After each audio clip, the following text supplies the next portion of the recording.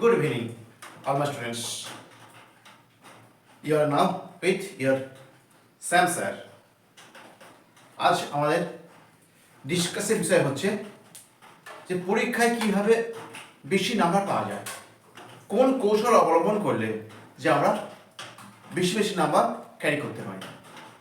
আমরা শুধুমাত্র টেস্ট পরীক্ষার খারাপ অভিজ্ঞতা নিয়ে এখন বাড়িতে ফিরেছি, আর পড়াশোনা করতে হবে।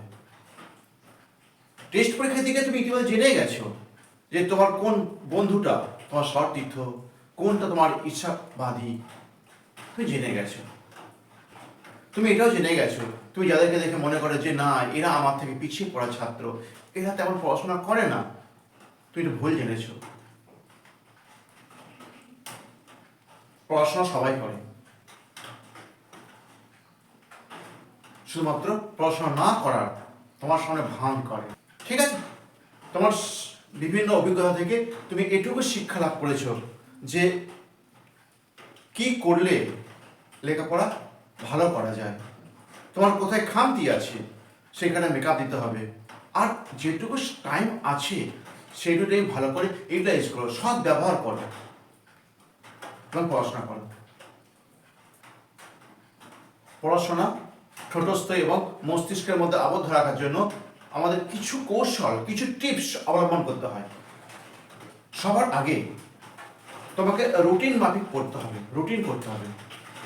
অনেক রুটিন করে যে 6টা থেকে 8টা হিস্ট্রি পড়বে, 8টা থেকে 10টা জিওগ্রাফি পড়বে, 10টা থেকে 12টা ম্যাথ করবে, 12টা থেকে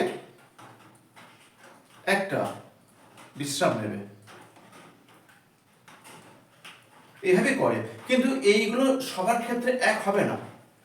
তোমার ক্যাপাবিলিটি, তোমার ক্যাপাসিটি অনুযায়ী শুধু তুমি নিজের মতো করে তৈরি করে নেবে, তাহলেই হবে। প্রতিদিন সম্ভব হলে একই জায়গায় পড়তে বসবে, একটা নির্দিষ্ট জায়গায় বেছে নেবে, এই জায়গায় পড়তে বসবে। ক্লিয়ার? সপ্তাহে পারলে একটা দিন সাপ্তাহিক যা পড়াশোনা করলে তা রিভাইজ দাও, এবং যদি আর বেশি সম্ভব হয় তাহলে সেটাকে তুমি সেই চ্যাপ্টার, সেই লেসনটাকে তুমি কি করবে, নিজেই কোশ্চেন সেট তৈরি করো, নিজেই কোশ্চেন বানাও, দেখ কয়েকদিন পরে 2-3 দিন পরে তুমি কি করবে, সেটাকে নিজেই অ্যান্সার লেখো এবং নিজেই খাতা চেক করো। কিন্তু বুঝতে তোমার কোথায় খামতি আছে, এর আগে তোমাকে একটা জিনিস মনে রাখতে হবে, লাস্ট ইয়ারে যেটা পড়ে গেছে এই লেসন থেকে সেইগুলো একটু এড়িয়ে যাওয়ার চেষ্টা করবে। এবার আমরা মেইন জিনিসটা আসছে, এবার আমাদের একদম ভাইটাল জিনিসটা আসছি, সেটা কি? পরীক্ষায় দিতে যাওয়ার সময় তুমি কি করবে? মাথা ঠান্ডা রেখে যাবে, কোনো ঝামেলায় নিজেকে জড়াবে না, পরীক্ষা হলে ঢুকে চুপচাপ করে থাকবে। তারপর স্যার যখন অ্যান্সার পেপারটা মানে খাতাটা তোমাকে দিচ্ছেন, তুমি খাতাটা ভালো করে ভাঁজ করবে এবং পারলে মোটা কালি পেন্সিল দিয়ে তুমি মার্জিন টানো, ভালো করে মার্জিন টানবে। তারপর কোশ্চেন পাওয়ার পর যেমন সিকোয়েন্স কোশ্চেনগুলো থাকে, 1-এর 2-এর দাগের 3-এর দাগের যেমন থাকে, তুমি এভাবে লেখার চেষ্টাই করবে। তুমি যেগুলো ভালো পাবে সেগুলো সবার আগে লিখবে, এবং যেগুলো তোমার সব কোশ্চেন তো ভালো আসতে দেওয়া যায় না, এটা সবার ক্ষেত্রেই হয়, আমার ক্ষেত্রে হয়েছে, তোমার ক্ষেত্রেও হবে। এবার যেগুলো তুমি খারাপ মনে হবে সেগুলো শেষের দিকে লেখার চেষ্টা করবে। কেমন? সবসময় অবসর টাইমে সবসময় ভাবার চেষ্টা করবে যে আমি কি করলাম। তুমি তো টেস্ট পরীক্ষা দিয়ে বুঝতে পারলে যে আমি ভুল করে দিয়েছি, আমাকে পড়তেই হবে। আমার বন্ধুরা আমার কাছ থেকে দূরে চলে যাচ্ছে, কারণ তাই বেশি নাম্বার পেয়েছি, আমি কম নাম্বার পেয়েছি, আমার মনে ব্যথা লাগছে।